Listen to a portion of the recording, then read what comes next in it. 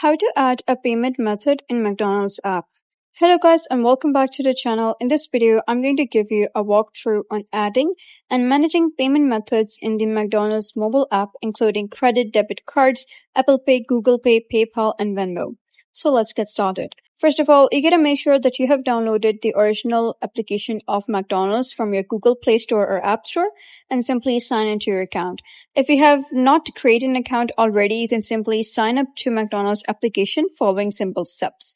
And then you'll be redirected to the homepage.